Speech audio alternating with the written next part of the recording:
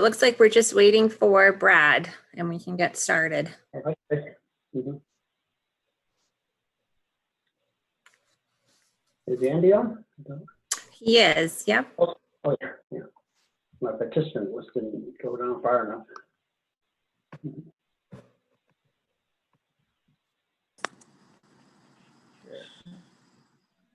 Do we have to like hit one of them to hear them, or? No.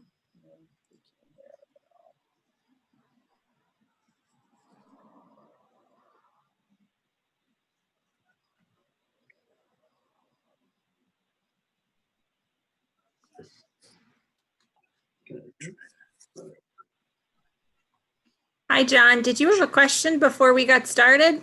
I hear him. Maybe. Yeah.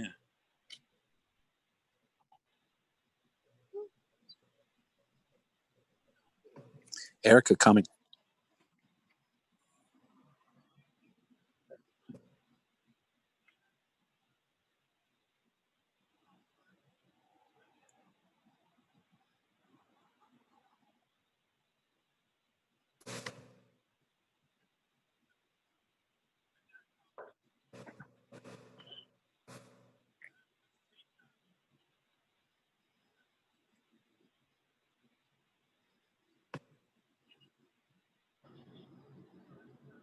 That might.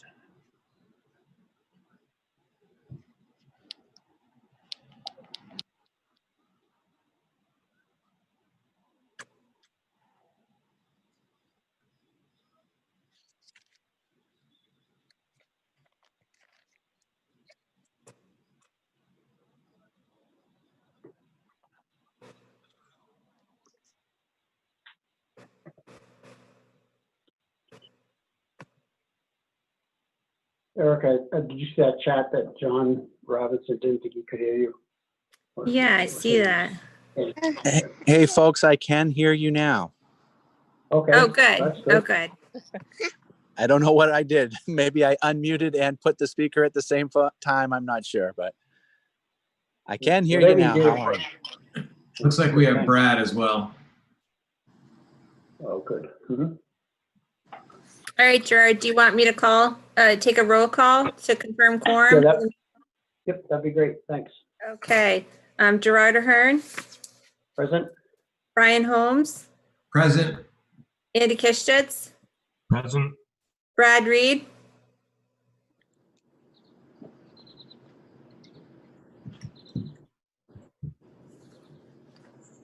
You may be on mute. Yeah, Brad's muted.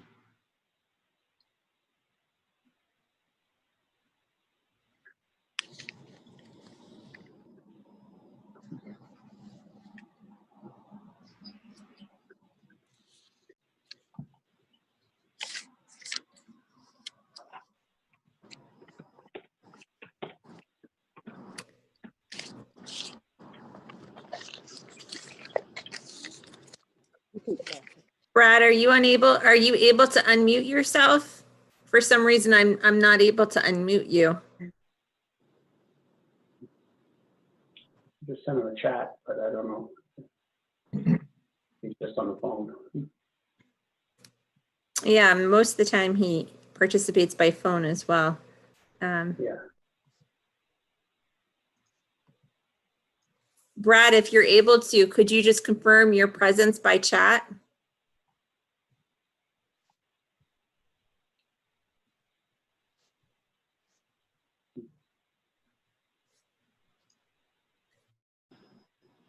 All right, while we're waiting for Brad, is Kay Stoner present? Present.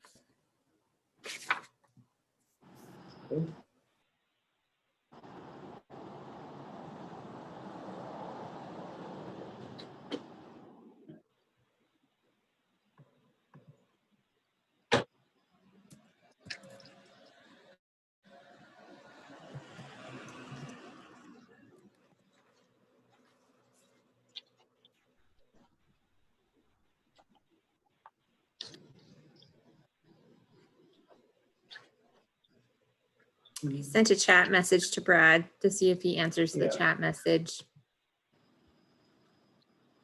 But the response to you, I know you're more important.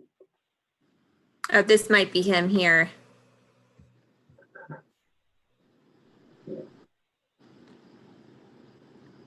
The 508 number? Yeah. Yeah. Brad, are you there?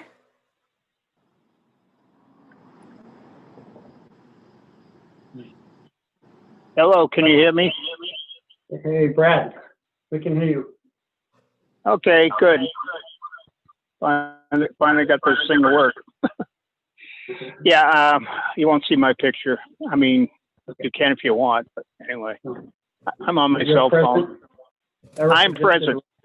Okay, perfect, thanks. Okay, we have a full board present. Okay, so I'll just do a quick read of the public hearing and then we can hopefully wrap up this one portion. So in accordance with Mass General Laws, Chapter 48, Section 11, notice is hereby given that the Bolton Zoning Board of Appeals will hold a continuation of a public hearing on Tuesday, August 25th at 5:45 via Zoom Video Communications, Inc. to hear and act upon the application of John and Mary Robinson. The applicant seeks a variance to install a 12-foot by 16-foot shed at 48 Manor Road in Bolton's residential zoning district identified on Assessors Map 4C as parcel 15.A. The applicant seeks partial relief from the 20-foot side yard and rear yard setbacks pursuant to section 250-13V of the Code of Town of Bolton. So with that, we can start the hearing. We had let's say, continuation from last month, and one of the items that we were waiting for was a document from one of the applicants' abutters. They had mentioned had favorable feedback about the location of the shed to be installed, and we didn't have that at that time. So I believe we did receive something. Is that correct, Erica? Oh, there it is in front of me. So, Yep. So I believe that was the outstanding item left over from last time. So I don't have any additional comments from the last meeting. How about the rest of the board?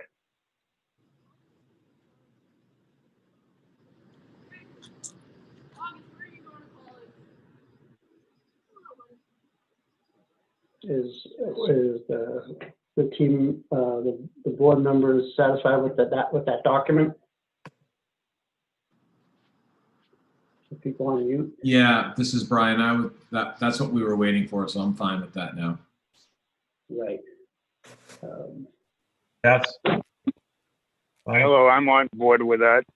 Brad. Yep, I'm fine with it. Okay. So if that's the case, I know Erica had distributed sort of a draft of a document that sort of outlined the procedural history and whatnot.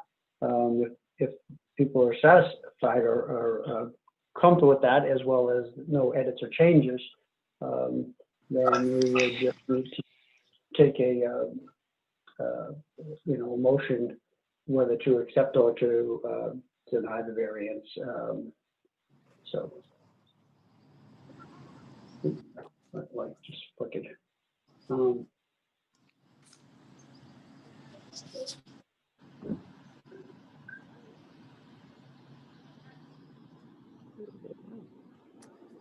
Was a motion already made last meeting with just pending the letter? No, there was no vote. Right, because we don't want to make it contingent upon, so in case it didn't come in, so we would just need to sort of start a fresh motion. So I guess I can motion to approve I guess I don't know exactly what would be pushing the variance. yeah, the variance for the shed as per the plans and paperwork delivered. I don't know what else I need to. Yeah, so it's Second. basically, as you said, we're in substantial conformity with the plan submitted.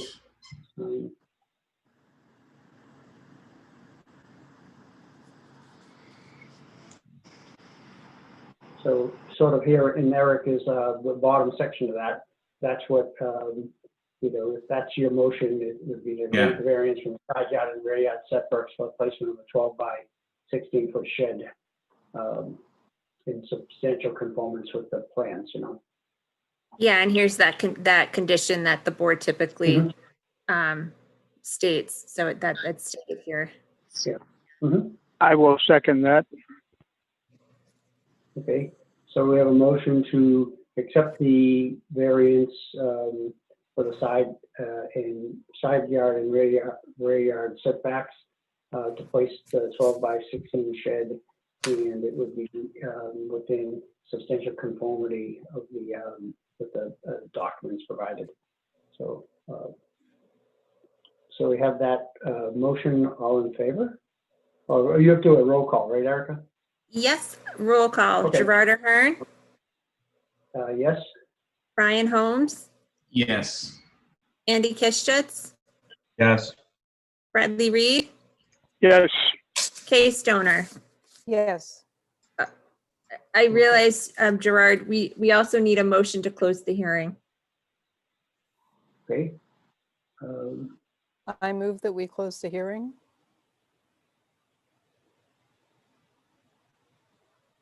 Second. I will second that. All right, thanks, Brad. Okay, roll call then, Erica? Gerard Ahern, Yes? Brian Holmes, Yes. Andy Kistutz, Yes. Bradley Reed, Yes, and Kay Stoner. Yes, Okay, so the motion to grant the variance has been approved, and the motion to close the hearing has been approved. So Erica, you just let John know what the procedural, what the process is now, to finalize this decision document, and then the timing to get to the town clerk for filing. That's correct. So John, I will coordinate with Gerard on finalizing this decision. He'll sign it on behalf of the board. And then I'll get it recorded with the town clerk's office. That all needs to be done within 14 days of this decision. So I'll likely get it done either this week or early next week, depending on Gerard's schedule as well. And then from there, that starts the 20-day appeal period, okay? All right. Well, thank you all very much. I appreciate it. So good luck with the shed. All right. Thank you. Take care. Goodbye now. Bye-bye. Ta-da! So 14 days plus 20 days. Yeah. Let's do it. Oops.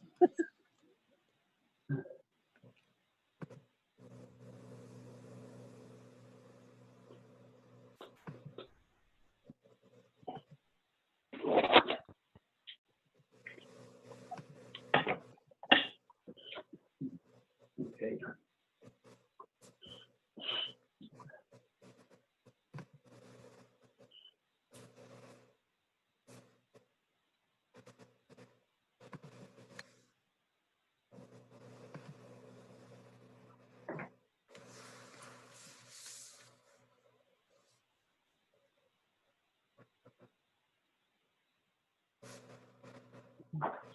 Who's on this participation list? Let's see.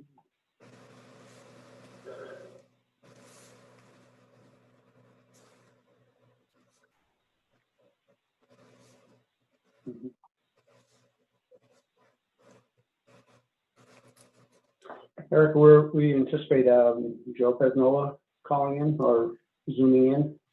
I believe so, yes. He should be participating tonight. Mhm.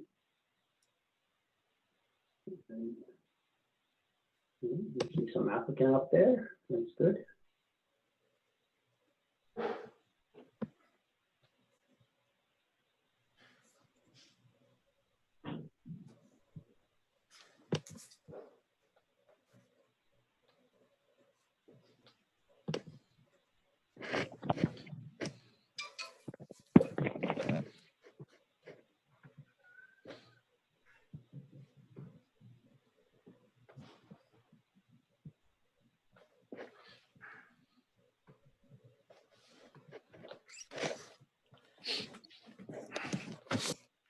you know if anyone from Horsley Witten was gonna come, be on tonight, or was there? No, reports? I don't believe so. I didn't ask them to be present. That's okay, so the report will stand on its own, yeah.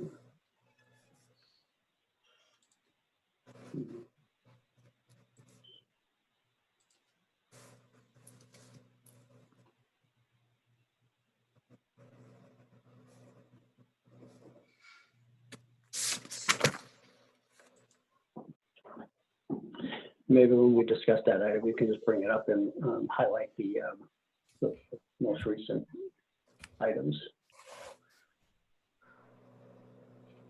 Mhm.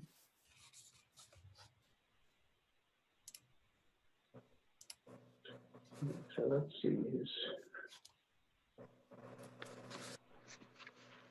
Joe hasn't joined us yet.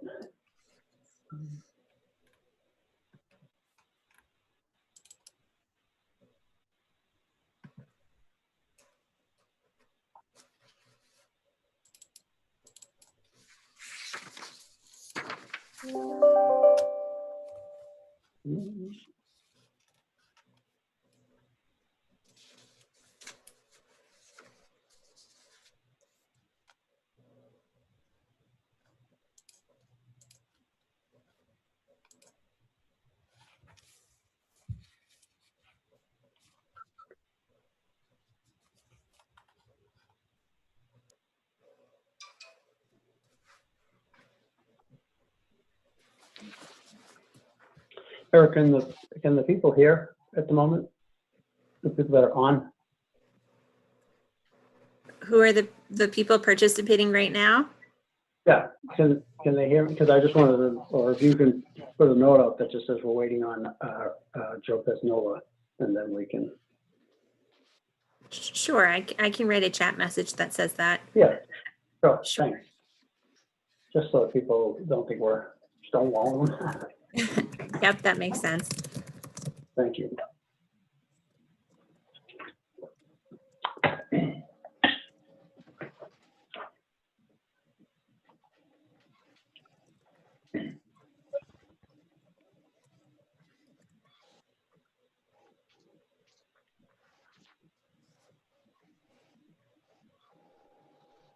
What I'll do to Gerard is I will just send him a quick email.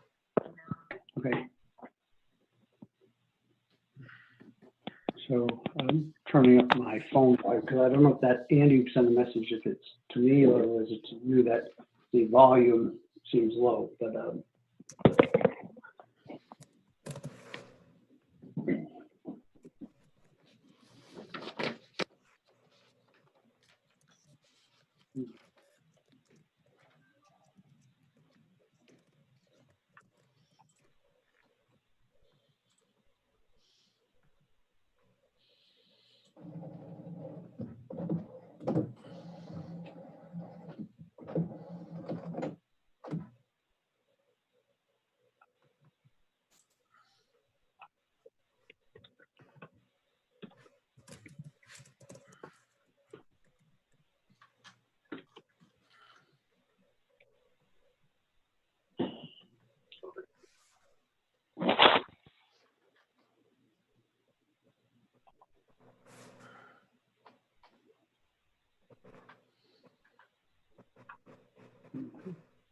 Erica, can you send an email to Joe just to confirm he's calling in? Or- I did. I just sent him an email.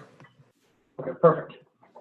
Because do we technically have, we don't have to hold it open for him, but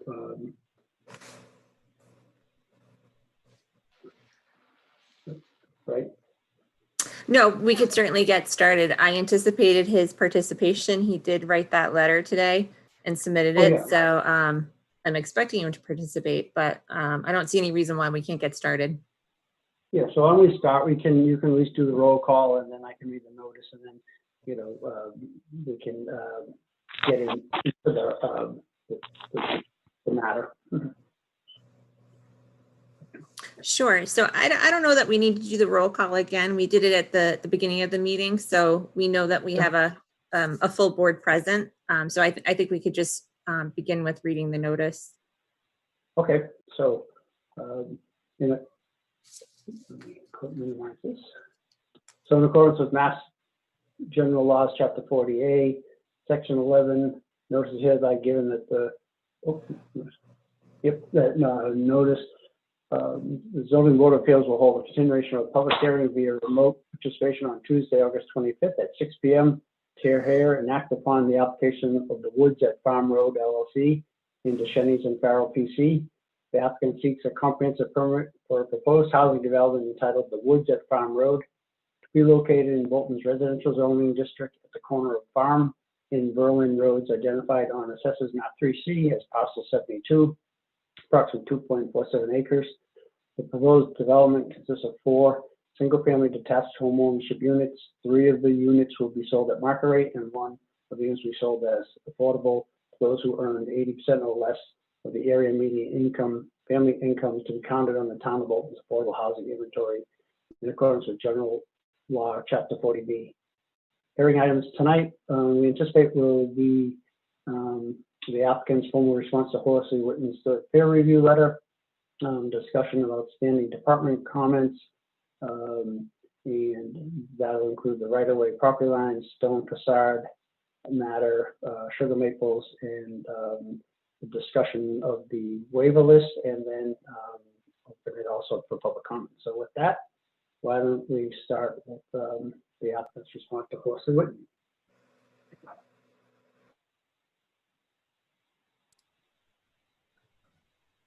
Mr. Chairman, members of the board, good evening. Douglas Duchesne, representing Hello, the Doug. Woods at Farm Road LLC. Good evening. It was my understanding at the last meeting we went over, I believe, the second letter from Horsley Witten, which pretty much presented that we had answered all the questions. I know there were a few minor things to be cleaned up. However, it is also my understanding, and I'll let Mr. Donahoe speak to this if I misspeak, but I do believe the board received a third and final letter from Horsley Witten stating that we had in fact satisfied all questions and outstanding requests, and that at that point the peer review was done. Is that fair representation, Seth? Yes, it is. Seth Donahoe with Ducharme & Dillis.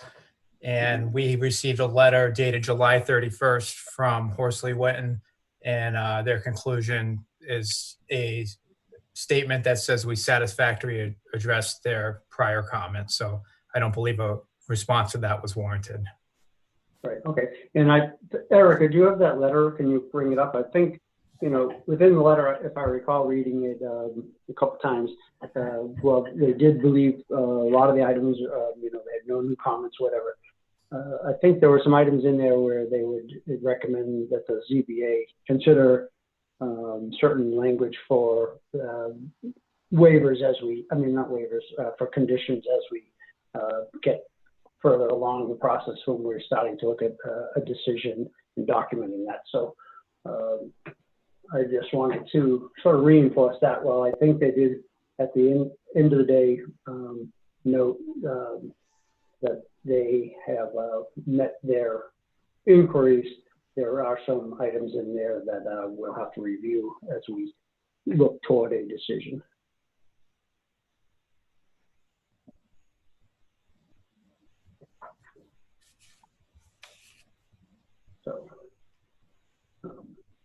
So any of the board members? Yep. I was just going to say, can you see the Horsley Witten Group letter up on the screen? Yep, I can now. Okay. So I think, as I said, I think their ultimate conclusion that Seth and Doug Duchesne mentioned was, they believe that they've satisfied the overall inquiries made by the peer review on behalf of the zoning board. And I was just highlighting that in the document, there will be some potential language in there for consideration for conditions as we move along down the process for a decision. Did any of the board members have any questions about the final letter or any comments?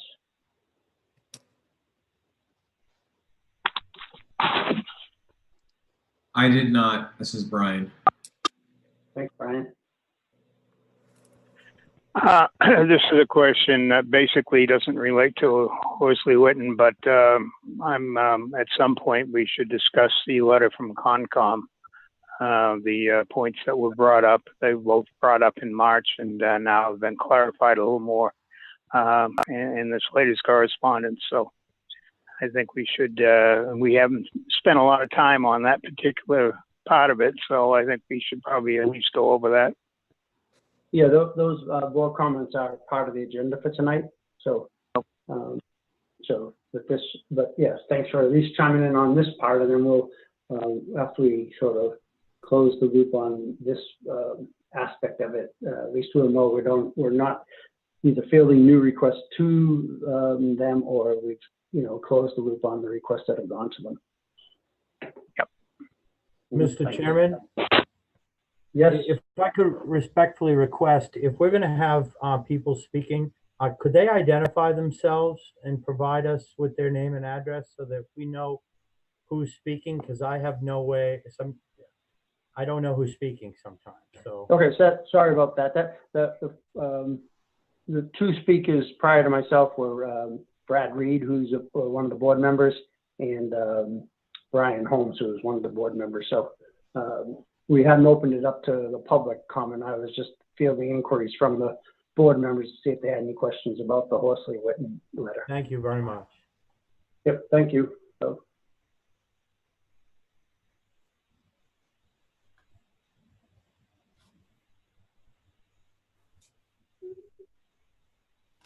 we'll take that silence that there's no other board member comments. So Eric, you want to move on to the next agenda item? Yes.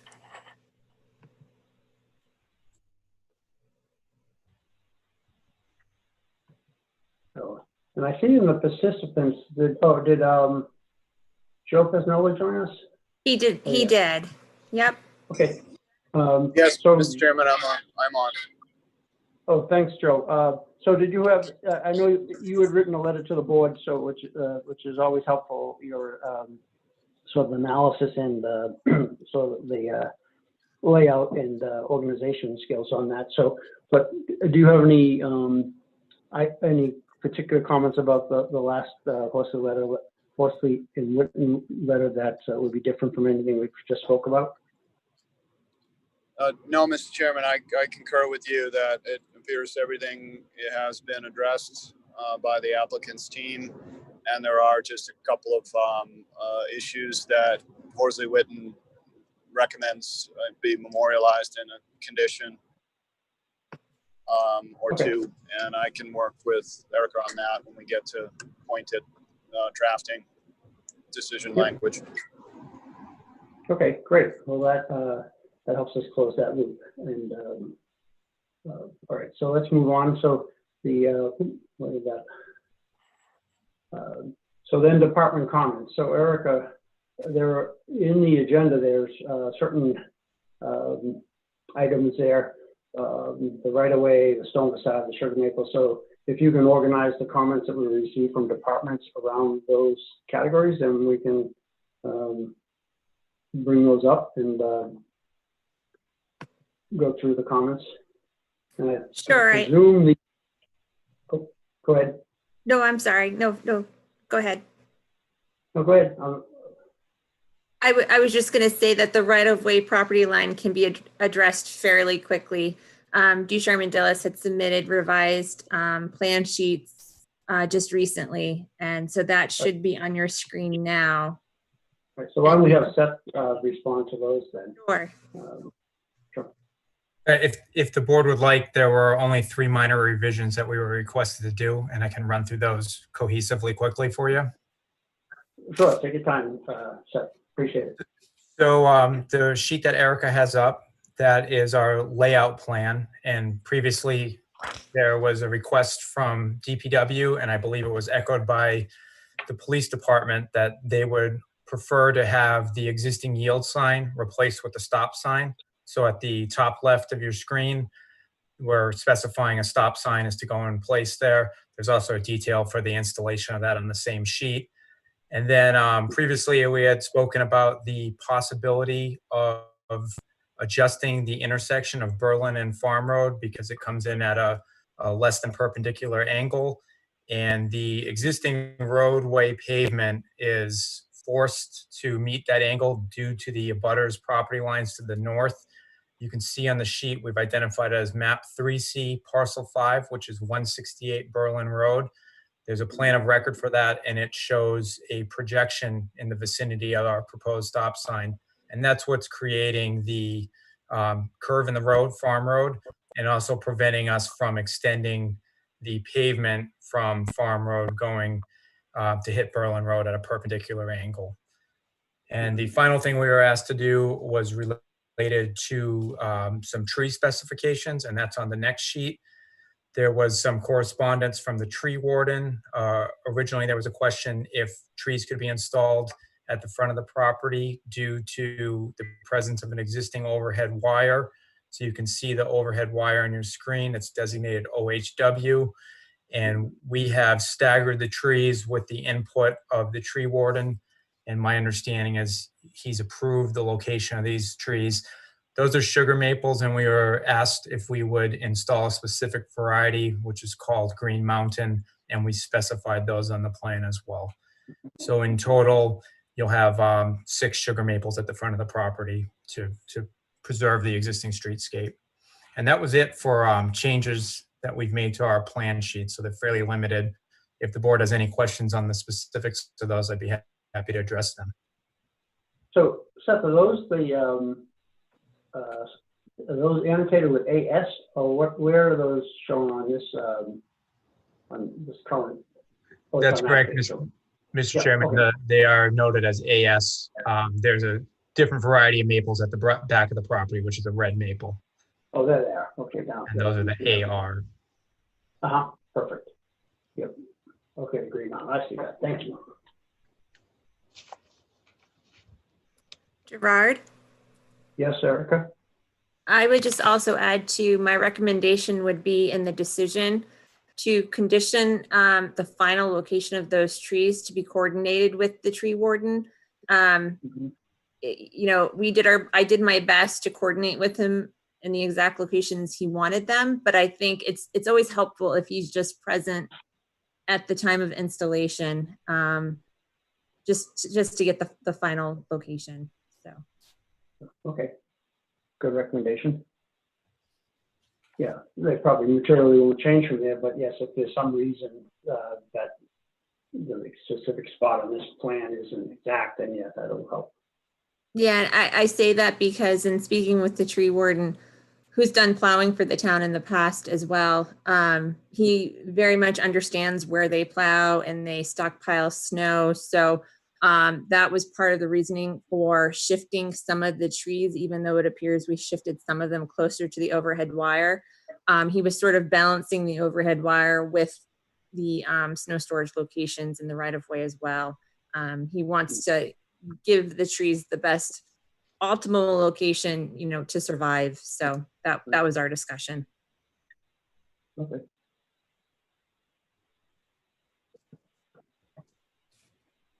Does any of that sound unreasonable to the applicant as far as? No, that's fine. Okay, thank you. Okay, so was that the extent of questions about the right-of-way, Erica, as far as board comments? I believe so, yes. Okay. So that's good. I know there were some follow-up questions on the stone facade. I think one of our members, Andy Kitchich, raised a good question to Joe Pesnola. So Joe, do you want to talk about that point? And then if we had any other comments back from any of the boards over that, whether it be the design committee or anyone? Mr. Chairman, I think generally where we are is either for the board to accept the offer to do no more than 2 of the houses in stone facade, 2 of the 3 market rate units, or just condition that none of the houses have stone facades in accordance with the recommendations of the design review board. Okay, so the fact that one affordable and one market rate may not have the stone facade wouldn't materially go against sort of the guidelines that we're trying to uphold, is that the affordable unit should be indistinguishable from the exterior as far as the market rate homes?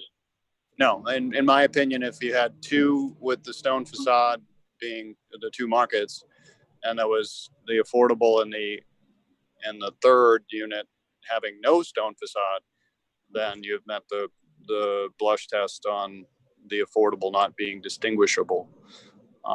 If you only had one facade, then even more so. So I think that solution offered by the applicant is in keeping with the requirement. So again, I think it's up to the board whether or not to incorporate the recommendations of the design review board, which was to have none, or accept and condition the applicant's proposal. Okay. Andy, any feedback on that as far as, I know you raised that nuance, which is a good question, so I want to be sure that you feel satisfied that you're getting the appropriate feedback so you can make your decision on that. Yes, I brought up the question, and I'm fine with the proposal based on Joe's input. Okay, perfect. Yeah. Thanks.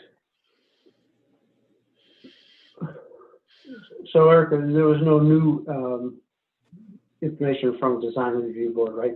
What they've stated stands as it stands currently. Correct. I did not go back to them with asking for additional comments. No. Okay, fine. So that third item that's listed there, the sugar maples along the intersection, is that already covered by what Seth just spoke about? That is correct. Okay. So that would sort of close out those items. Now, on the department comments, the rest of the department comments, will we handle those under the waiver list? Is that where they appropriately fall? Correct. Okay. So you want to so we want to bring up the most recent waiver list, and then maybe we'll go one section at a time based on the department comments you have? Sure.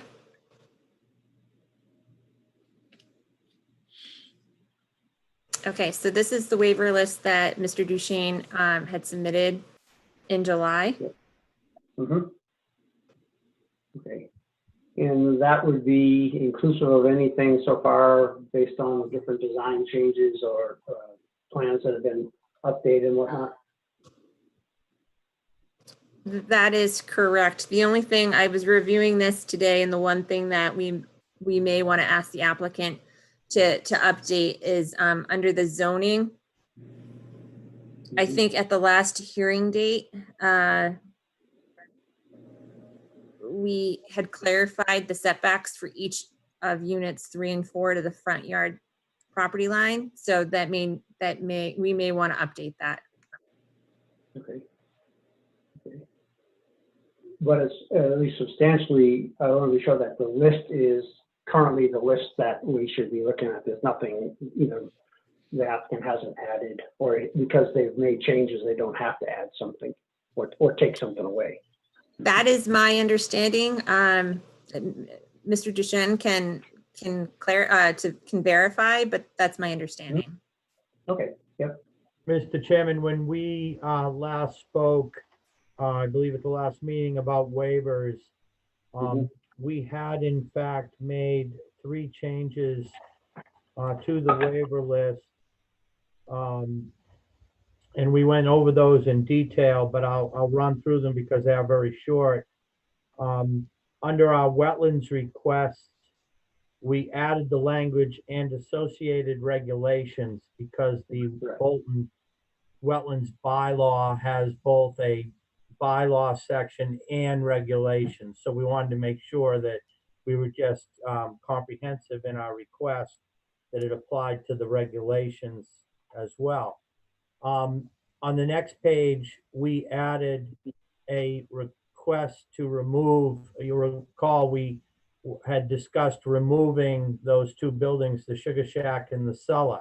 And we went through that in a lot of detail, and we provided a plan as to how we were going to do that. But at the end of the day, it turned out that we would have to do work within the 25-foot buffer zone. And then we were proposing to actually remove invasives, remove the buildings, and then to replant some of that 25-foot buffer zone. So we added that request for the waiver to allow for removal of those structures and improvements to the buffer zone. And then the final change that we made was with respect to the dimensional regulations that Erica had mentioned before. We found it necessary that units 3 and 4 needed to be pushed forward closer to the road. Your bylaw requires 50-foot front yard setback, and we've requested to be able to push up to 41 feet. And that was due to septic locations, and quite frankly, if we move those houses back, we're going to push everything back closer to the wetlands, which has been, we've been trying to keep things as far away as we can. And as we'll discuss, the Conservation Commission still wants us to pull everything out. We certainly couldn't do, we would be making things worse if we pushed the houses back. However, the question of whether we even need that waiver came about because we have a lot, and recall, we are one lot. We have frontage on 2 streets. So if the bylaw requires us to have a 50-foot setback from both streets, well, then we need this waiver for those 2 units only as they apply to the one road. If this board concludes that the bylaw doesn't require 2 front yards, then units 3 and 4, that would be considered a side yard, and we would be meeting your requirement. So that's why it said, should it be determined that the front yard setback applies to both roads on our lot, because we're a lot that faces 2 streets. And it wasn't clear to us what the zoning bylaw, how that was handled in the town of Bolton. So again, to try and make it clearer, if your bylaw does not require front yard setbacks when you front on 2 roads, then we meet the setbacks, because one would be the front setback, one would be a side, we meet it. If, however, you conclude that we need to meet the front setback on both roads, then we will need this waiver for units 3 and 4. And those were the only changes made to the waiver list from the very first list submitted way back when. Yeah, okay, well, the reason because when I was looking at this again was from July, and we've had new documents submitted and new plans. So just for me, it was a good recap to say, okay, this is as it stands what we're looking at for waivers. So thanks for. You may have spent a little extra time that some people may not think was necessary, but I think it was a good summary to bring us back up to speed on the document. Appreciate it.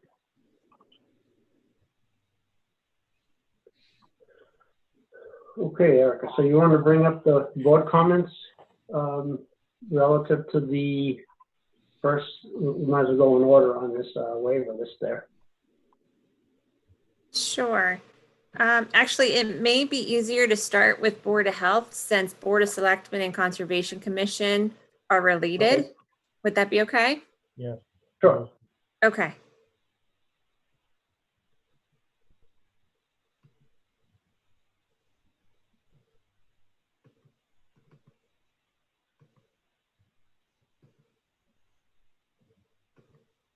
Okay, so here's the letter received from the Board of Health on Mhm. August 20th.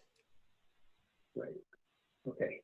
Right. So they're indicating because of the location within 72 feet for the wetlands that they're recommending a nitrogen reduction treatment a proposal, but and then final documentation of the ownership details.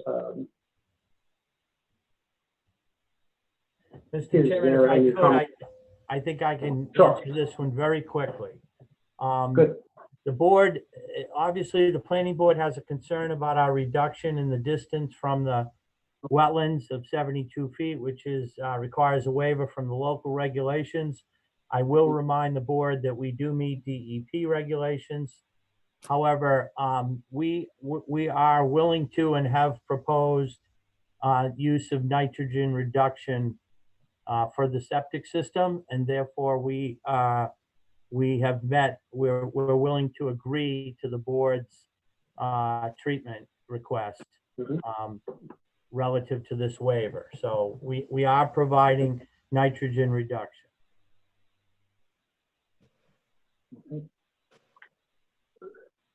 And so that, so they're talk about the final ownership docs. Well, they're required for a DEP legal review. Are those docs that we would have available to the board prior to the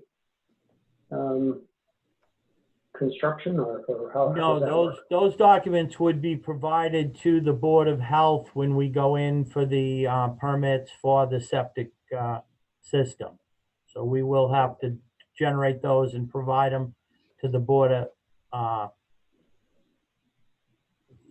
Health. That'll all be addressed with the Board of Health filings. Okay.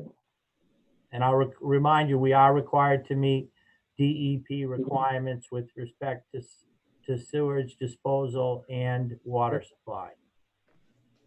Right.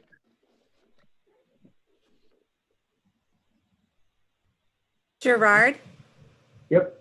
Erica, go ahead. I guess my question relating to Board of Health comments would be, does the applicant anticipate updating the site plans to show the design for the nitrogen reduction treatment? Seth, do they not already?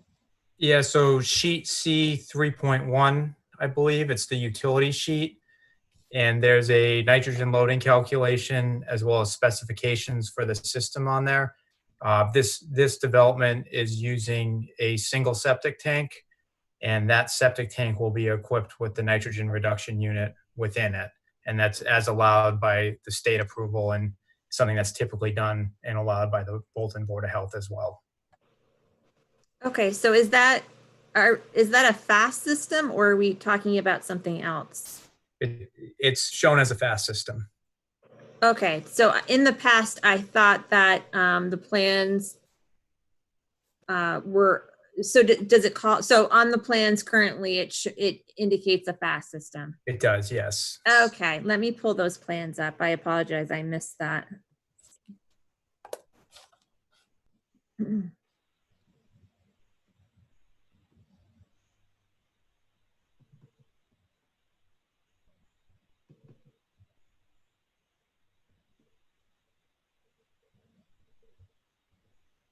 You said sheet C31, Erica.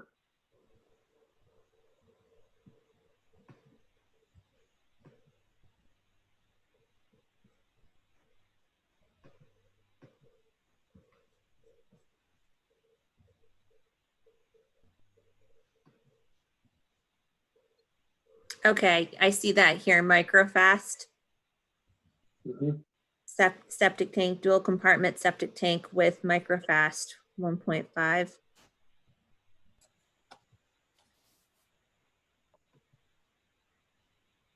Is that what you're referring to, Seth? That's correct. Okay.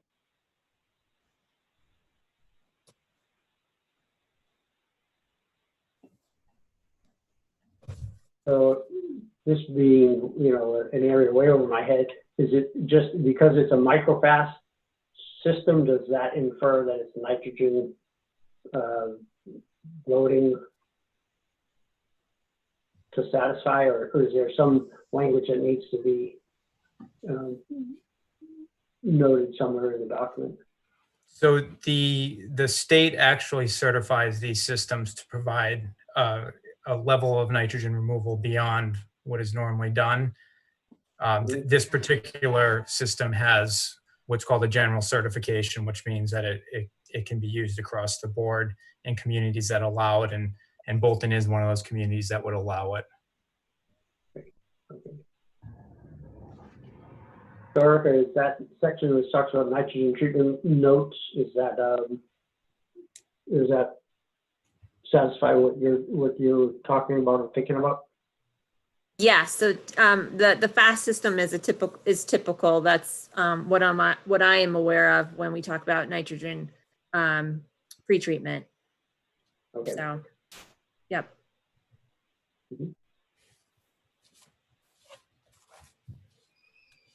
All right. That's good then. So we can, looks like we can knock off addressing those comments. And Okay, now, so again, then, if you'd like, I can open the Board of Selectmen comments from their meeting last Sure. week. Yep. And then we can move on to conservation. Yeah. So if I recall, they were somewhat broad or generic, but if you were there, maybe you can speak to them a little bit. So I apologize. These are the draft meeting minutes from Board of Selectmen from their meeting on Thursday. I was present for this discussion. Okay, so here it is here. The Woods at Farm Road. You can read that section of it, but essentially the board was most concerned with the number of waivers being sought from the local wetland bylaw. I did confirm with them that they still have to meet the state's Wetland Protection Act, and they still have to file with the local conservation commission through a notice of intent filing. So they understand that, but again, they were concerned with the number of waivers being sought. So other than the number, there was no particular comment as far as a particular waiver. With regard to the sewage disposal system and well, which is shared concerns, do you have any idea what concerns were shared? Again, I think it's the proximity of the system and the well to the wetland resource areas. All of their comments stemmed from the wetlands. So okay. I know one of the members was concerned that Unit 1 and then sort of, the removal of the existing structures, all of that within the proximity of the wetland area. They thought that was relatively close. And so that, they had concern for that. Okay.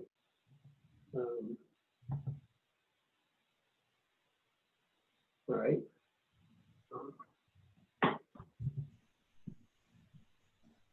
Okay, so that is Board of Selectmen, and now I'll call up Conservation, which is more specific. Mm-hmm.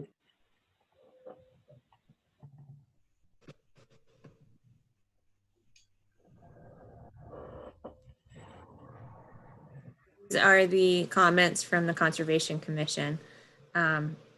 Rebecca Longvall, their administrator, reiterated the comments from March, which they said still stand.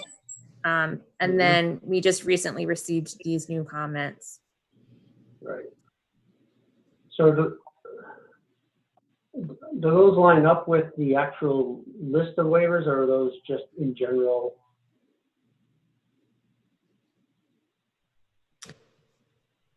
I think, I don't know that they necessarily line up, but they certainly relate to them. And I think we can certainly just walk through them one by one. Yeah. My So apologies. I'm just trying to zoom in a little more. There we go. Okay.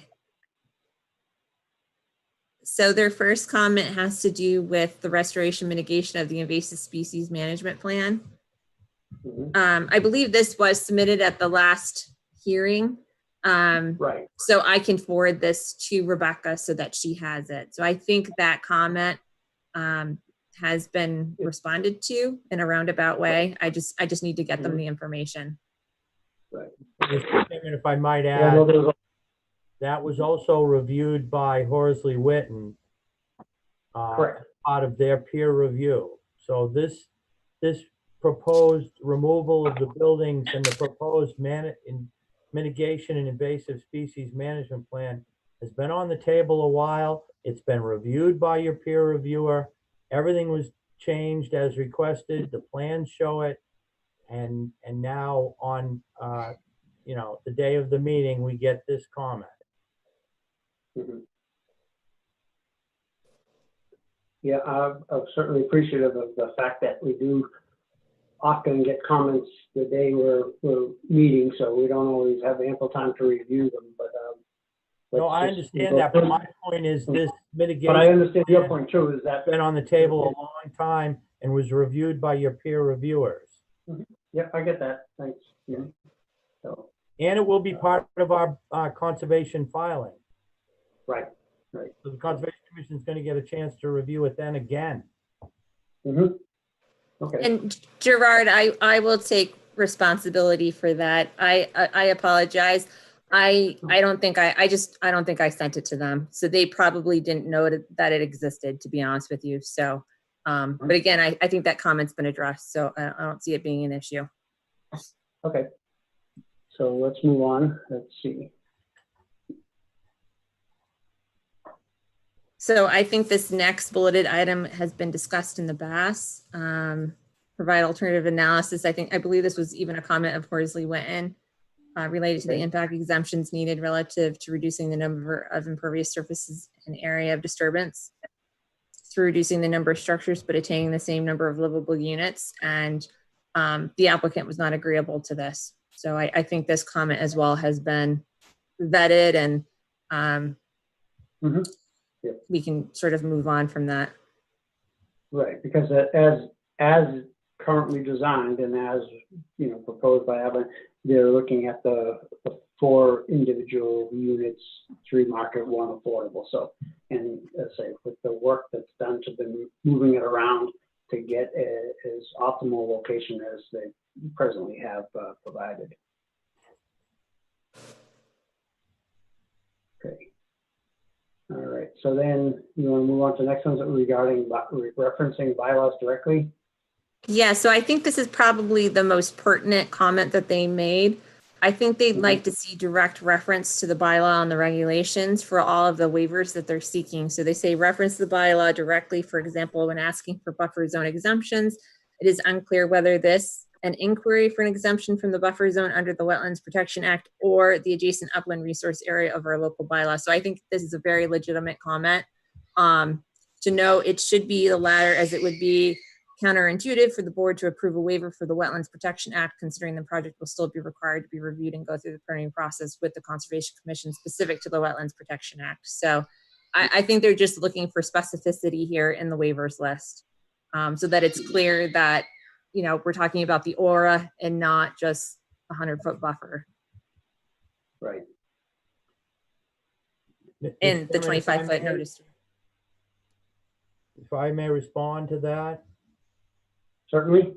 I quite frankly don't necessarily understand this question.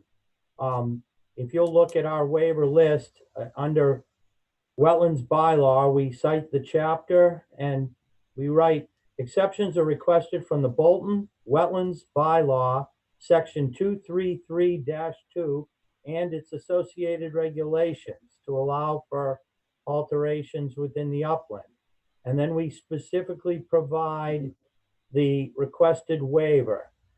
There is nothing in here to indicate or imply that we are seeking any waivers from the Wetlands Protection Act. As I'm sure the board is aware, and I'm surprised your Conservation Commission isn't aware, we cannot seek waivers from the Wetland Protection Act through your board, through the Conservation Commission, or even DEP.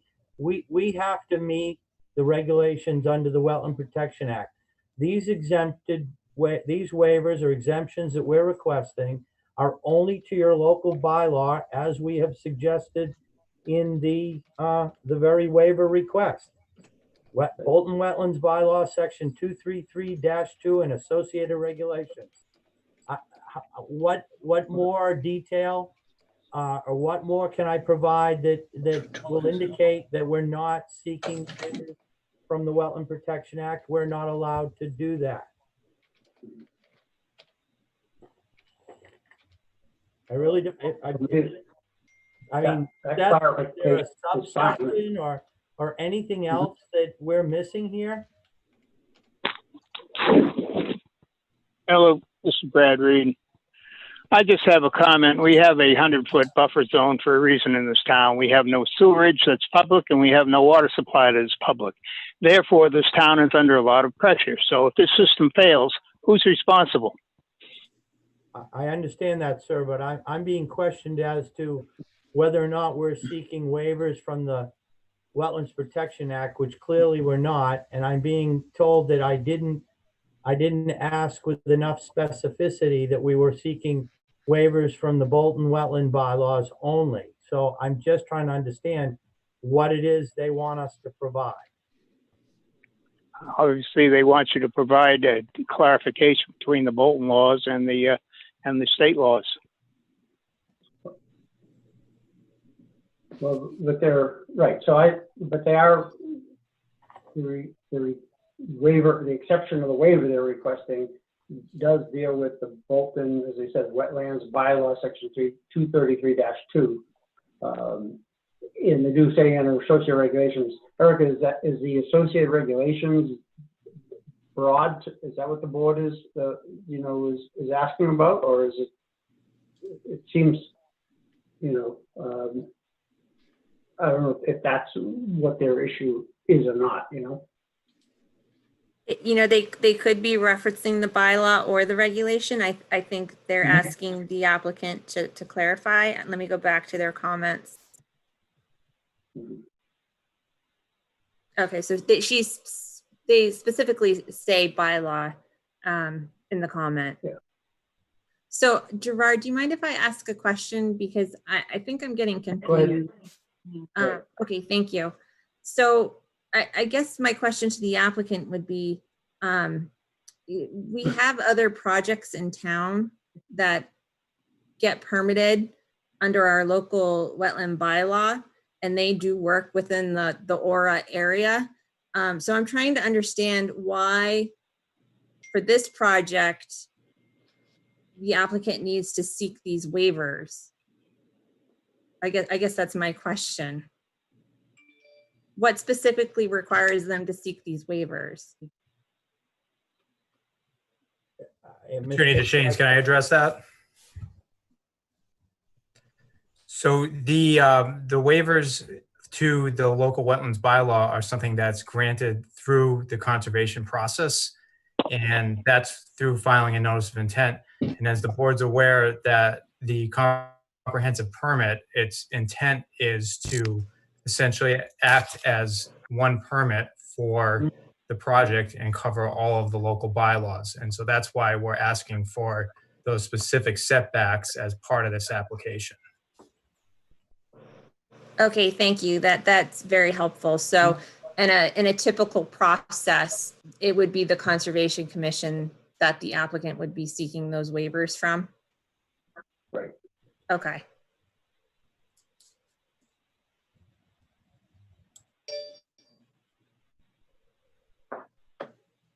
But looking at their comment again, versus unclear whether inquiry is exempt from buffer zone under wetland protection for adjacent upland resource area by our town local bylaw.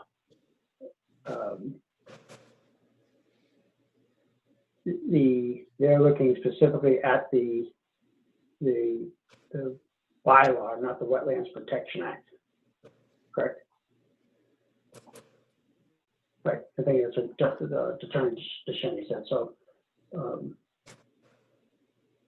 so you could probably document that back to them, to the Concom.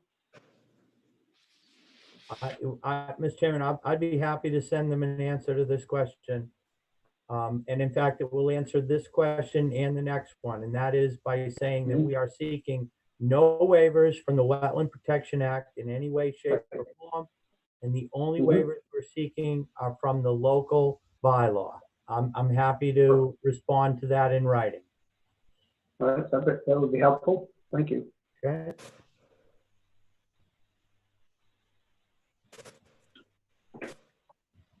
Okay, Eric, you want to move on to the next one? Let's see. Okay. So the next comment would be describe how the well would be maintained going forward. Is there a path proposed or area proposed to be mowed around it for access? Limited work for this purpose should also be included. Well, if I could, Mr. Chairman, our proposed well location is in an area of, and Seth, again, correct me if I'm wrong, but it's in an area that's currently maintained grassed area. We are proposing that the well will continue to be located in or the well will be put in that grassed area, and that we will just continue to maintain the grassed area around it. Access is going to be pretty easy over the grassed area, and quite frankly, we're not suggesting that we'll do anything any different than other homes in town that have a well that's, you know, popped out in the corner of their lawn, and the access port will be there, and we'll have easy access to it. And I believe we've actually shown the location of the well outside the 50-foot buffer zone. And so again, perhaps in my written response to the other question, I'll include that as well, but just so that the board knows, yes, we will be mowing around the well because this is proposed to be grassed lawn area in any event, and therefore we'll have the access to it. I think what they're asking is how is a well rig going to get in there to do maintenance? I guess, is there access for a truck or other vehicle to be able to move in there and maintain the well? Seth, in the event of an emergency, how do we get in there? So the minimum spacing between any of the units is 20 feet, and a couple of units, it's quite more than that. For the likelihood of a well rig needing to get down there after construction is very slim, but it is feasible. Any other equipment, or whether it's a skid steer or even a pickup truck, could access that area if it had to.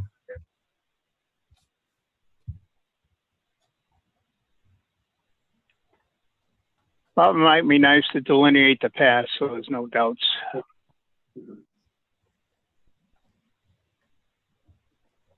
Because if they had to get in there, they would be going over, if you're saying in between people's yards, even though I guess it's a condo development, is there any chance that they would damage to get into there, the surface and things like that? So, and maybe to that point, is there a preferred way to get in that should be located?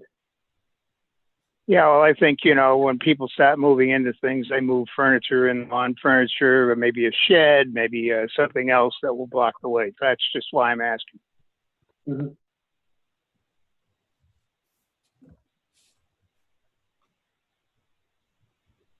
Seth, we could add a couple dotted lines to a plan showing a potential access point to the well.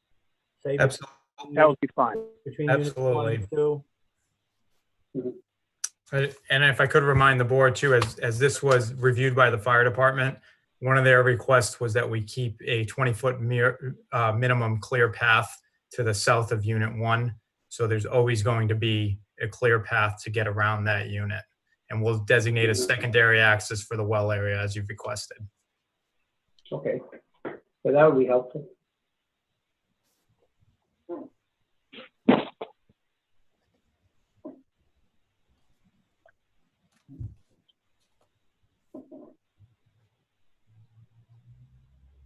Okay.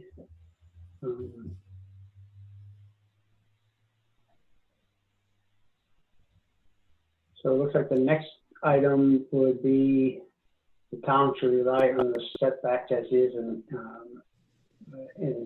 not a waiver, okay? But that would require re-engineering the whole project, right?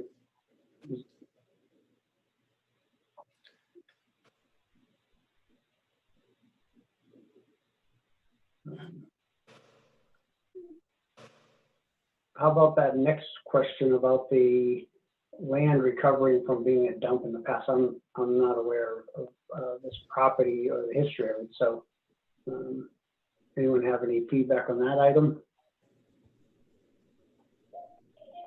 Mr. Chairman, we are not aware of anything. There has been nothing raised in any of our investigations. There's been nothing raised by any of the Board of Health or anyone else. And quite frankly, we have to build this site in a way that will require, erosion control mechanisms throughout the site. And I don't suspect that we're going to have soils eroding from the site into the wetlands. Both our plans show erosion control, as do I'm sure any permits we get from the Conservation Commission are also going to call for erosion control, but there is no documentation available relative to this point that we're aware of.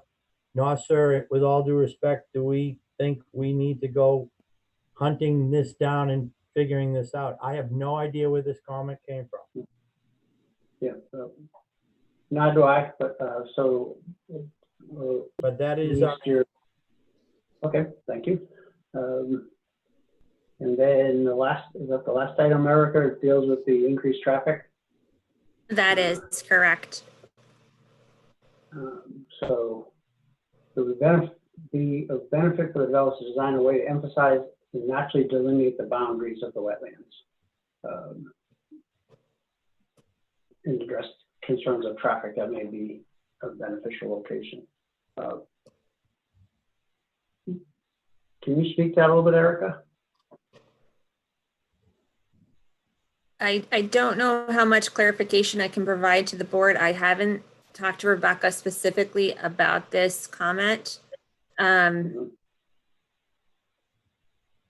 mean, perhaps we can, I'm not exactly sure how they're correlating the natural delineation of the boundary of the wetland with traffic, but perhaps the applicant could at least speak to how the boundary of the wetlands will be preserved or identified for the homeowners. How will they be able to distinguish that? Maybe that is a good question to ask. Well, it's certainly not unusual when we are before conservation commissions permitting projects that require work within a buffer zone, and especially if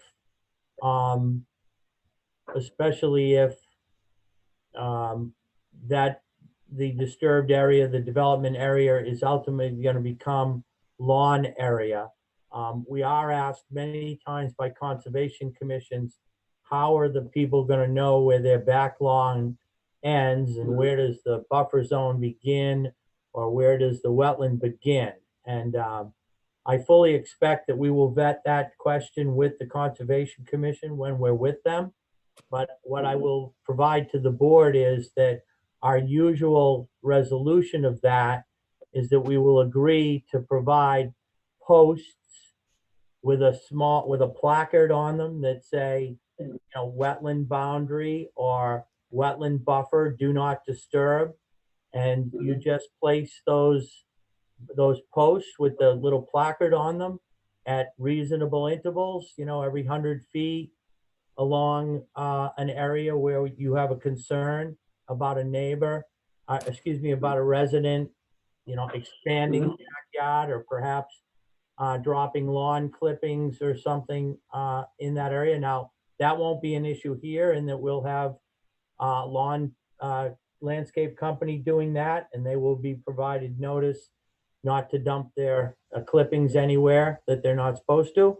So I can say that we will address this with the Conservation Commission, and I'm sure Okay. we'll be able to reach a reasonable solution with them in terms of signage and posting. And that, to me, and this is based on many, many years of work, not only working with Conservation Commissions, but being on the Conservation Commission.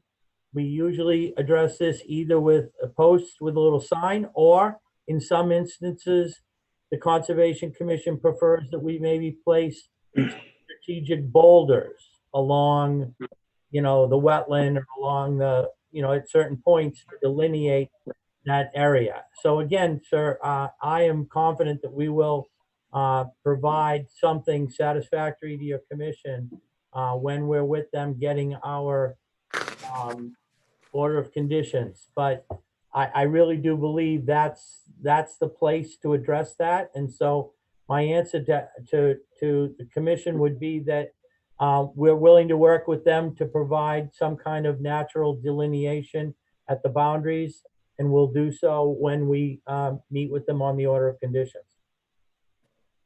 Okay. I don't know what your commission prefers, so. They typically have signage. Signage, so, Mhm.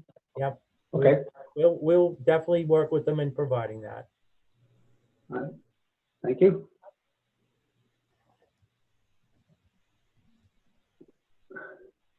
Is that the extent of those, the commission's comments, Erica? That is correct. Yeah, so, and to just to Attorney Duchesne's last point, it seemed like in those March comments, that was areas that they were requesting potentially boulders or some type of signage and things, so that's good. So do we have any, what would be the next set of comments? I believe that's it. It was Board of Selectmen, Board of Health, and Conservation Commission. Okay, so could you bring up the waiver list again? Sure. Just so we can see which ones we sort of covered in general, and then, so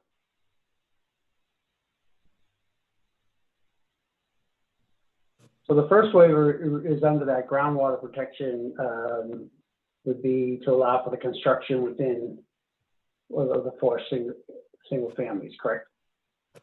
Correct. Although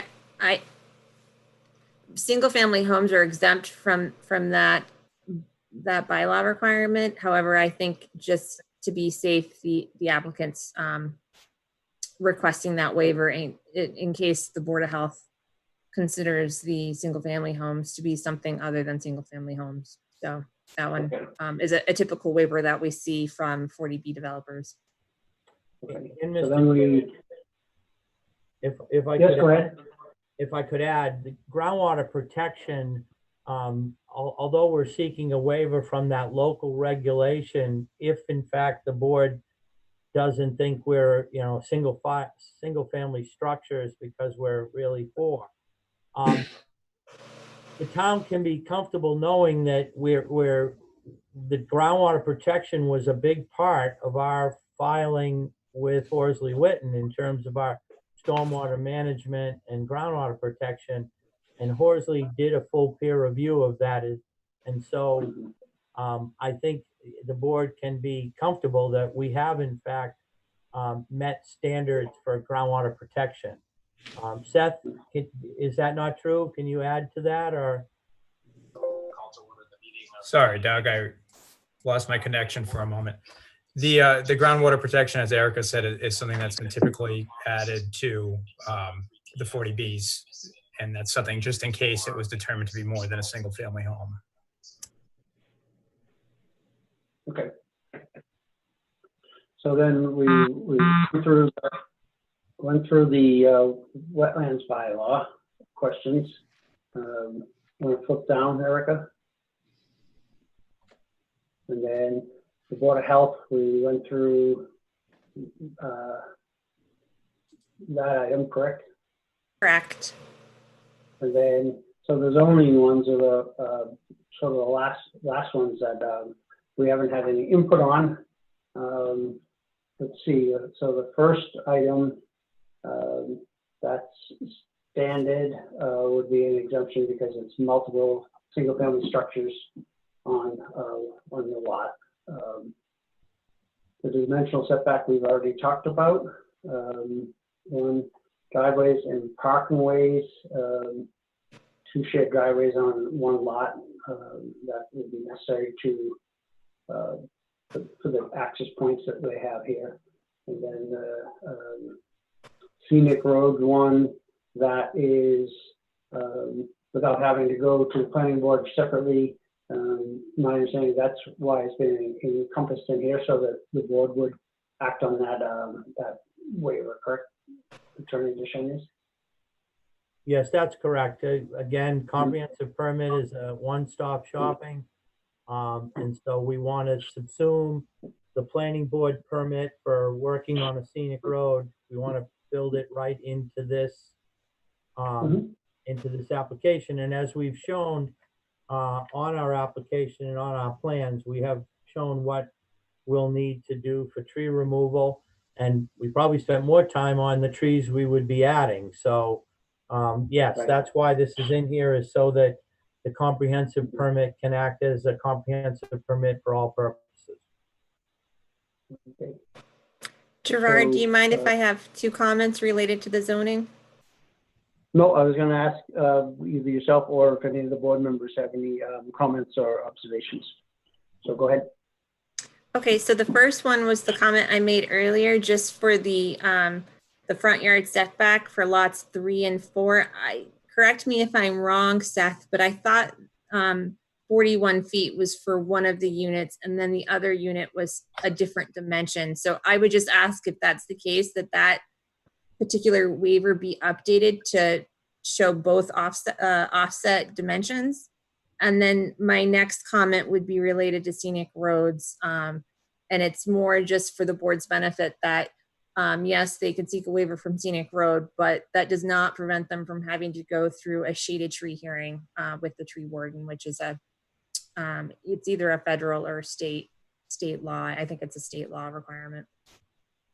If they, in fact, plan to take any trees down within the road right of way.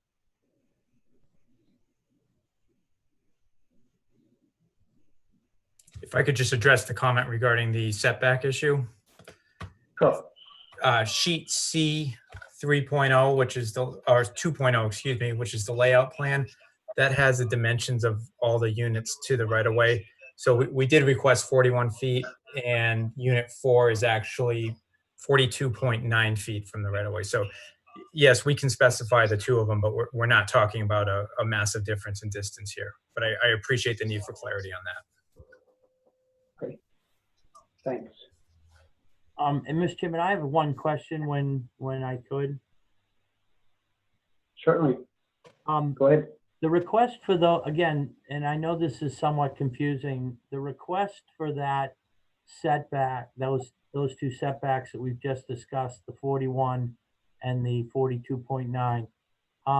Again, whether or not we need those waivers is dependent on a determination by your board whether front yard setbacks are required on both roads when you have a lot like this, which fronts on 2 roads.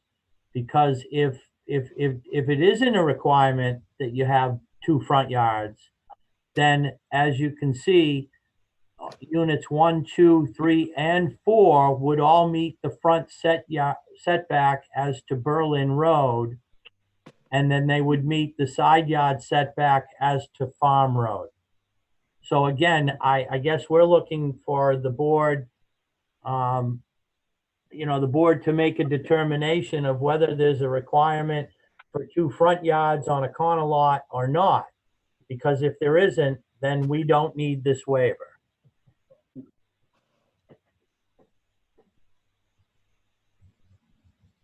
So Brad, do you know, because of the 2 driveway entrances on separate roads, does that factor into needing the frontage on both roads from your history and the board's Yeah, it's been a long time, so I'm not exactly sure. I think typically, the frontage was determined by what address the house had, but that's just my recollection. So I can't swear to that. But, you know, if you've got frontage on, let's say it's number 66 Farm Road, then that would take its frontage off of the Farm Road versus Berlin Road. So that's my recollection. But the planning board should have some records of that.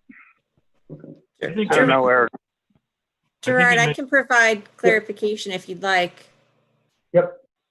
So frontage and front yard setback are two different things. So Brad is correct. You can, if you have frontage along two different public roads, you can select which frontage to use in terms of your zoning requirements. However, when you talk about front yard setback, it's very clear in the definition of front yard in our zoning bylaw, and I've pulled it up for the board's review. So here you'll see yard front, and it says specifically a yard extending between lot sidelines across the front of a lot adjacent to each street the lot adjoins. And I confirmed this with our building inspector as well, who's our zoning enforcement officer, and he's in agreement with this interpretation. So The only problem I see is it's one lot with 4 houses on it. Typically, when we were planning board, you had a lot with a house on it. So I'm not sure how that falls. Well, accepting the building inspector's review, then we would require that waiver for those 2 houses. So the request would stand. Thank you. Okay. I think it makes sense to take the most conservative approach and leave it in. Yeah. I think it's also mitigated by the fact that the distance to the road is much further than the actual setback itself. That we discussed that in the past. Yes, sir. Thank you, Mr. Pete. Okay, so I think we went through pretty robust the waiver list at this point. I think we have an understanding of what's being asked and the comments we've had, feedback so far. So what we haven't had is any public feedback, Erica. So is there any public comment on the waiver list or any other questions that have come up while we've been having the boards and applicant discussions? I have not received anything in writing from the abutters since the last hearing date. And I am looking at the list of participants now for tonight's hearing, and I actually do not see any of the abutters that have been providing comment previously in attendance. I do see Martha Remington is present, but she hasn't raised her hand or provided comment on the chat. So I'm not sure whether or not, you know, she's seeking to provide comment tonight. Okay, so one thing I'd like to do is have Joe Pesnola, our peer review, or help on the our advisor, put together a good letter summary of where we are to date and sort of some of the next steps going forward. And one of the things Joe is good in highlighting is, we have 180 days to reach a decision or a conclusion on the project, and that's mandated through the statutes there. So that 180 day puts us at October 5th for when we have to have a decision made on this, or close the hearing done on this this application. So that's 41 days from today. So maybe Joe could go, summarize some of the key points that he made in his letter, and then also talk about some of the next steps that he perceives that will help us move along to meet that deadline. Certainly, Mr. Chairman. What I tried to do in the letter was to,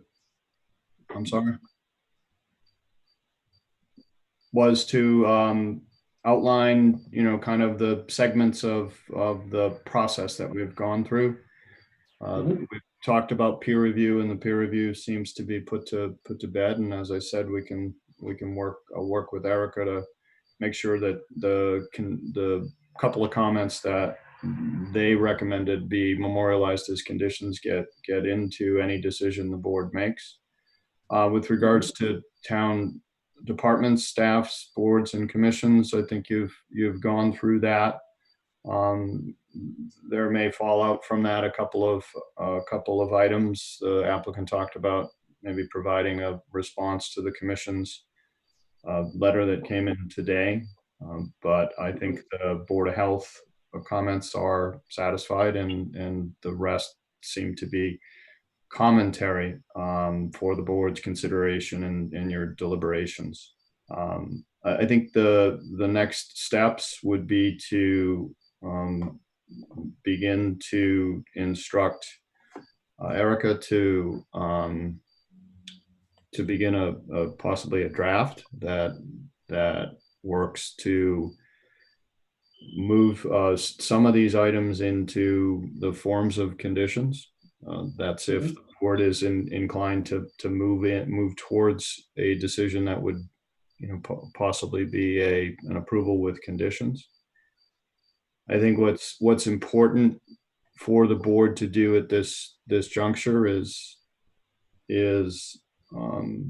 talk about conditions that maybe aren't that haven't been talked about to date, and also begin to talk about the waivers and whether or not any of the waivers would cause an issue for the board members. I think it's only fair to have that dialogue within the confines of the open public meeting for the applicant to respond, because essentially the denial of a waiver sometimes can make an approval with conditions, and denial of a waiver tantamount to a denial and ripe for appeal. So I think if board members feel that a waiver in particular that would materially impact the project and lead to see if he can. A situation, then I think that again should be discussed in the public forum for the applicant to be able to respond and defend and so forth. So I think the best way to go about that would be to formulate a draft decision with conditions, and for the board to hopefully at the next meeting to walk through that. Yeah. Mr. Chairman, Mr. Pesnola, if I could, I can appreciate your statements with regard to the waivers and how denying waivers, even in an approval, can paramount to a denial. I also understand and appreciate and definitely appreciate the opportunity, should the board decide not to grant a waiver, to at least have an opportunity to present why that would make the project uneconomic. But I think in order for that to happen, what we really need to do is have the board walk through the waivers as we just did, and we've now talked about the waivers, we've explained the need for the waivers, we've addressed the various commentary from the boards relative to the waivers. And I guess I would just respectfully ask why we can't actually begin to vote the waivers one at a time.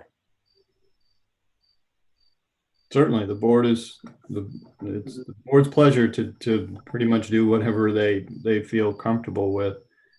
Certainly, the going from openly discussing the waivers to straw polling to actually voting. I mean, it's the vote, whether it's a straw poll or an actual vote, isn't necessarily binding until the board votes on the entire comprehensive permit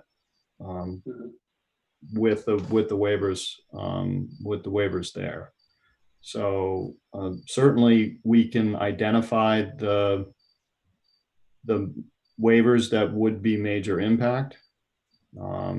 That would be probably the septic system setback to the wetlands, and generally the work within the abutting upland resource area, the aura. So it's the board's pleasure, but certainly deliberation doesn't have to take any form. It doesn't have to happen before or after the closing of a public hearing. It's the board's pleasure. So Joe, on that topic, so we went through the waivers. We had some feedback from some of the board members on the different sections. So the waivers, like for example, you say like the work done within an area, where the waiver, the request from the board would be, keep it outside the area. But if they're looking for a waiver, there's also been some mitigation or some conditions that have been proposed. So that, for me, normally we would get to that point where we have that draft of so the outline of the document and conditions, so that if you're looking at a waiver and say, that waiver is acceptable because it's sort of couched a little bit with this condition, and that's why we're accepting it versus denying it. You know what I mean? So certainly, what might help Erica, and I'm certainly willing to help Erica with the formulation of this, would be for the board to charge Erica to set off and begin that. And any good decision comes with a series of findings of fact, and the findings of fact are the intent is to support the decision. So, because I like to go through the all the documents that we have now as part of the public record, and like there was in the Horsley Witten document, there were some items where they said, we would prefer you or recommend you to put a condition on this certain topic. I don't have them memorialized in my mind at the moment, but I'd have to go back to the documents and say, okay, if this is related to this waiver, make sure that condition's in there. So I'd like to get to that point where we can do that first stab, and then have a broad outline, and then yes, the next decision, say, okay, now that we have the full picture of a draft, and then these are conditions that would affect these waivers, then we can say yes, yes, yes, yes, yes, or if someone had a question, no, or whatever. But I think we're close to that, having that discussion maybe at the next hearing. Certainly. But just going back to the findings of fact, for an example, if the board were to have a finding that the applicant's offer to provide nitrogen enhanced treatment in the septic system as mitigation for the decreased setback from 100 feet to 72 feet wetlands to septic system, the board specifically finds that mitigates for the reduced setback. It begins to pave the way to justify and defend the grant of that waiver. Correct. That's a perfect example of what we were just talking about, as far as, we can line up any of those conditions with the document and the waiver list. Then, it makes it a lot easier for us as a board to go down and one by one say yes, yes, yes, yes, yes, or let's have a discussion on this one particularly. But I think it's more efficient if we have that sort of document together. Right. Mr. Chairman, Brad Reed, I just am reviewing the waivers requested. I have a 2009 copy of the bylaws. Broke up, Brad.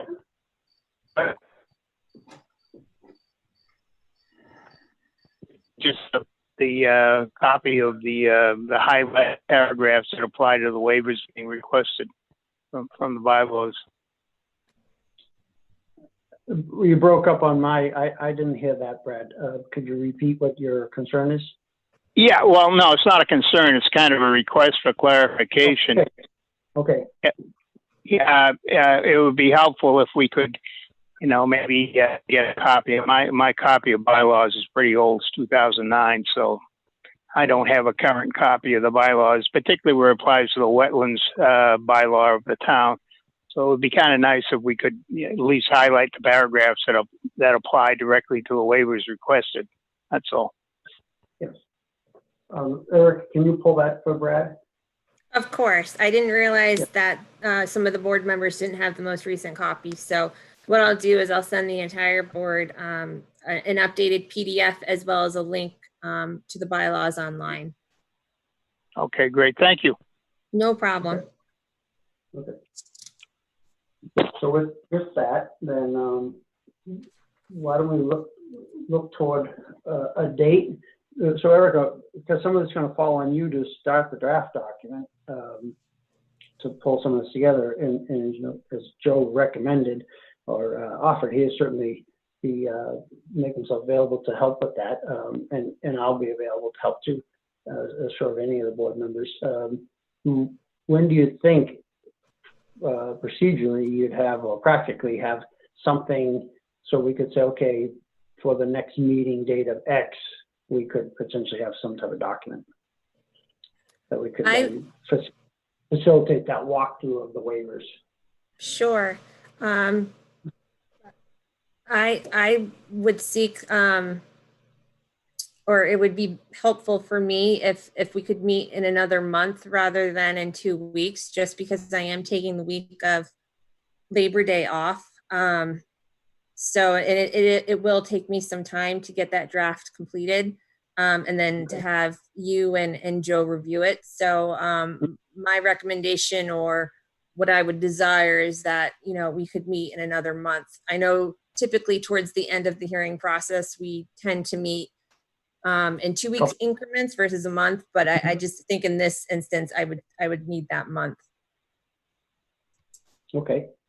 So at a calendar wise, do you have a calendar in front of you where you could propose a date? Sure. Like what's the Tuesday of sometime toward the third week of September or something like that, or second or third week of September. Sure. So if we're looking at Tuesdays, it could be the fourth Tuesday. There's 5 Tuesdays in September. So September 22nd is the 4th Tuesday, and then September 29th is the 5th Tuesday. So maybe the 22nd. Yeah, the 29th pushes it pretty close, because then by October 5th we have to turn around, and so I'd like to have a little leeway where if we had to schedule a couple meetings, we still have time to schedule. 22nd works for me. Okay. And understand, Mr. Chairman, you have you have to close the hearing by October 5th. Correct. You then have 40 days after that to render the decision. So you could actually meet after you close the hearing to further deliberate and refine the decision. I think the important point is on the 22nd, that you get the high points out and give the opportunity for the applicant to react. Correct, right. And I think that's great clarification, because but then if we had some follow-up work from that, we still have time to do by the October 5th deadline of the 180 days to close it. And then, as I say, we could then do the finalized decision drafting process and deliberations. Mr. Chairman, the 22nd works fine for us, and we will certainly agree to help Mr. Pesnoa and Erica any way we can. If they need any information from us, or if we can help in any way, we're available to do that. Okay, appreciate that. Thank you, Attorney DeSedens. So, so that would be a 6 o'clock start time. Is that where as normal? Great. I guess it depends on whether we're doing Zoom or not. Well, let's assume we are,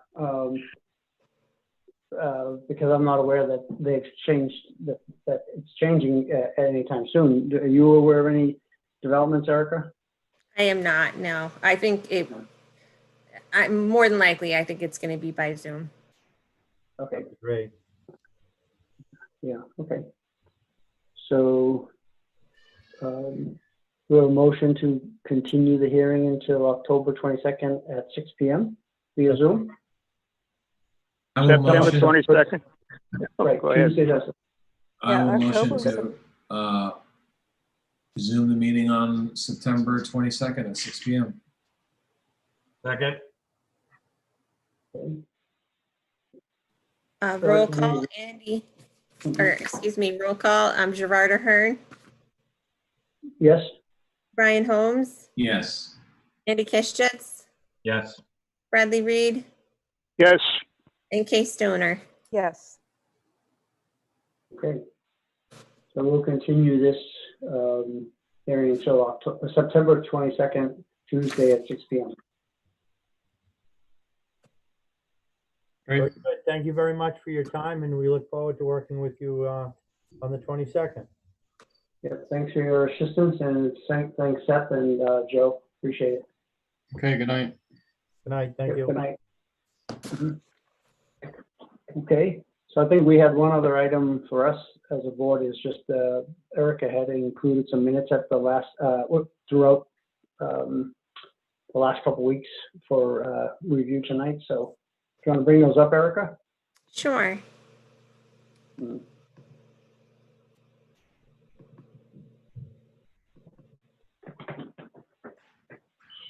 Gerard, I will call up your PDF that you sent today, just because I know you did have one edit. Oh, yeah. Sure. Okay, here we go. I think it was just an and. I may have forgotten an Yeah. and or something. I think you highlighted Yeah, it. yeah, it was highlighted in yellow, but yeah, Here. Yep. so, but I read through it, I compared to whatever, I do take some notes during these meetings, and it seemed like you caught all the highlights, so I'm in favor of accepting the minutes.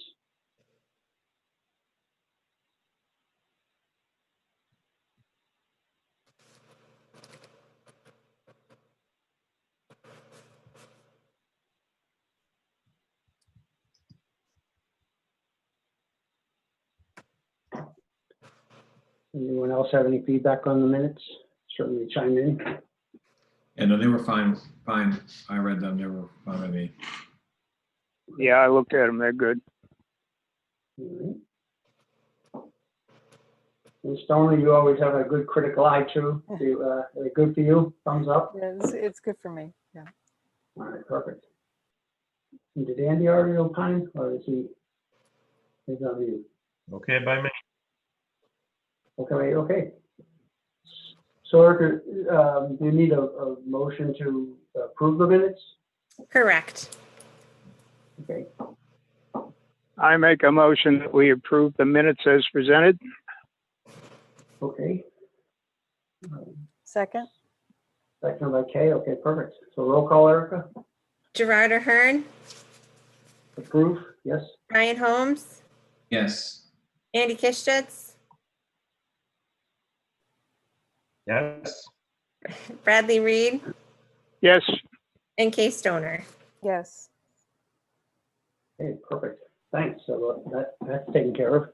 So just we need a motion to adjourn the hearing for tonight? Correct. Yep, sounds good. Sounds good. All right. So move then, a motion to adjourn. I will move that. Okay, All right, all in Roll- favor, Gerard Ahern, yes? Brian Holmes, Yes. Andy Kishitz, Yes. Bradley Reed, Yes. and Kay Stoner. Yes. That's All perfect. right. Thank you, everyone. Thanks, All everyone. right. Thanks. Look Good forward to night. your draft. Night. Bye. Bye.